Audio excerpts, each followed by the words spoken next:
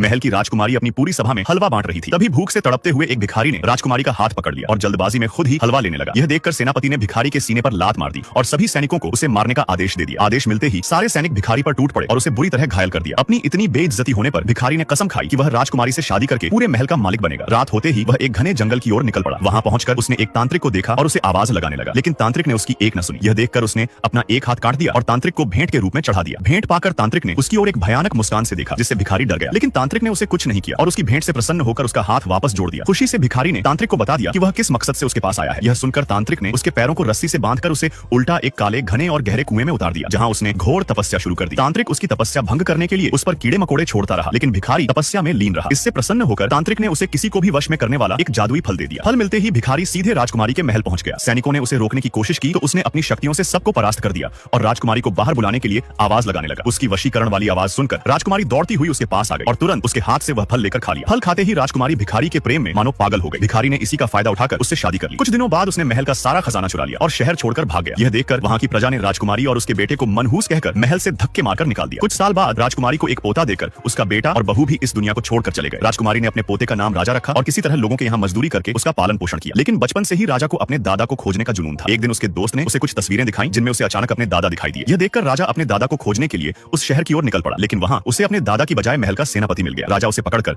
अपने दादा का पता पूछने लगा। तब सेनापति ने उसे उसके दादा की सच्चाई बता दी। जिस दादा को तू खोज रहा है वह एक जमाने में भिखारी था। तेरी दादी को पाने के लिए उसने काला जादू सीखा और उन्हें अपने वश में करके शादी कर ली, ताकि महल का सारा खजाना उसका हो जाए। फिर एक दिन उसने मुझे खजाने की चाबी दी और खुद सारा खजाना लूटकर भाग निकला। राजकुमारी और प्रजा को लगा कि मैंने ही उसे अगवा किया और खजाना लूट लिया। तभी से तेरी दादी उसे खोज रही है। उसने तेरी दादी को वश में किया था और उसके मरने पर ही वह वशीकरण टूटेगा। यह सुनकर राजा की आंखों से आंसू बहने लगे। वह सोचने लगा, जिस दादा से मैं प्यार करता था वह तो एक धोखेबाज निकला। उसने मेरी दादी को दर दर भटकने के लिए अकेला छोड़ दिया। इसलिए राजा ने फैसला किया कि वह उस महल में जाकर अपनी दादी का सारा खजाना वापस लाएगा। अगले ही दिन वह अपने दोस्तों के साथ उस महल तक पहुंच गया, जो घने जंगलों के बीच स्थित था। जैसे ही राजा महल के अंदर गया, उसकी आंखें खुली रह गईं, क्योंकि वहां ढेर सारा खजाना और हीरे जवाहरात रखे थे। जैसे ही वह खजाने को छूने लगा, तभी एक आदमी वहां आया और उसे रोकते हुए बोला, इस खजाने को मत छूना वरना भस्म हो जाओगे। राजा ने इसकी वजह पूछी तो उस आदमी ने बताया, तुम्हारे दादा मर चुके हैं, उनकी लावारिस लाश से मैंने कुछ पैसे चुरा लिए थे, लेकिन वह पैसा उड़कर इस महल में आ गया। पैसों के लालच में मैं भी इस महल में आ गया और तब से यहीं फंसा हुआ हूं। अब सवाल यह है कि क्या राजा अपने दादा के छिपाए हुए उस सारे खजाने को वापस ला पाएगा? ये जानने के लिए वीडियो को लाइक करें, चैनल को सब्सक्राइब करें और कमेंट में नेक्स्ट पार्ट लिखना न भूलें।